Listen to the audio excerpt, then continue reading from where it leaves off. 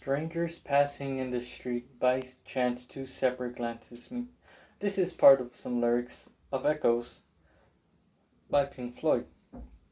Hello, my name is Pedro Figueroa, and today I'm going to be informing about Pink Floyd. My first main point is going to be about the formation of Pink Floyd, and my second main point is going to be about the success of Pink Floyd and their album, The Piper at the Gates of Dawn, and their 8th album, The Dark Side of the Moon. Which you could see, I'm actually wearing the Dark Side of the Moon, the shirt. Moving forward to my main first point, how did Pink Floyd form? Well, Pink Floyd is a psychedelic progressive rock band that spiked in the 1960s, mid-1960s to be exact. But before Pink Floyd, the remaining band, they were known as the T-Set, and the T-Set included the band members of Syd Barrett, Roger Waters, Chris Dennis, and Bob Close. Together, all these four men performed a couple of gigs around, but then after Chris Dennis and Bob Close left the band because of their lack of work in school, which their parents did not like, and unfortunately they had to leave the band. All these four members went to the University of Cambridge Tech. So after the deport of Chris Dennis and Bob Close, Syd Barrett and Roger Waters brought in Nick Mason and Richard Wright. So now it will be Syd Barrett on guitar and vocals, Roger Waters on bass and vocals, Richard Wright on piano and vocals, and finally Nick Mason on the drums. In the 1960s, the use of psychedelic drugs spiked. And yes, Syd Barrett was using psychedelic drugs at the time, but he was also suffering from schizophrenia, which also his mental ill disease and the drugs weren't combining well. So it would result in him going crazy. He would not perform well.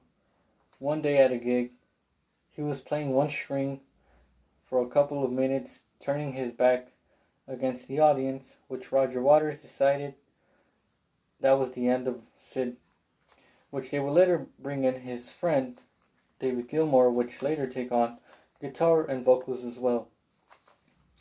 The name Pink Floyd, Syd Barrett actually got the name of two bluesmen from Carolina, Pink Anderson and Floyd Council, and this could be found in The Origin of Pink Floyd by Pamela Palcaro.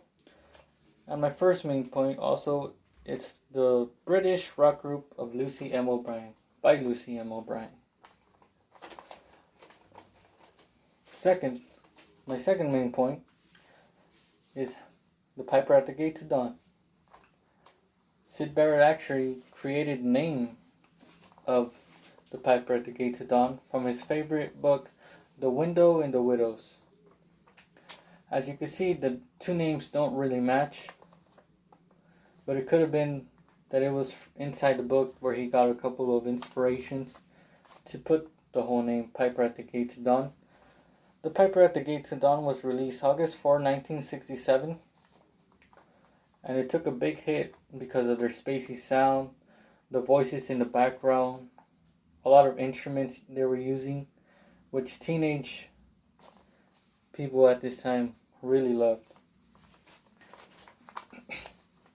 Also, The Dark Side of the Moon,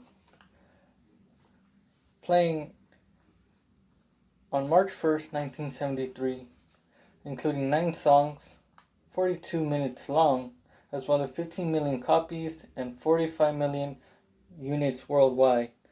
This was the peak of Pink Floyd. This created new sound, new instruments, a lot of new ideas that Roger Waters actually brought into the group. And this could be found by the 10 Things You Didn't Know by Dan Epstein. Moving on to my conclusion, I informed about Pink Floyd, and my main points were the formation of Pink Floyd. My second main point was the success of Pink Floyd, and thank you.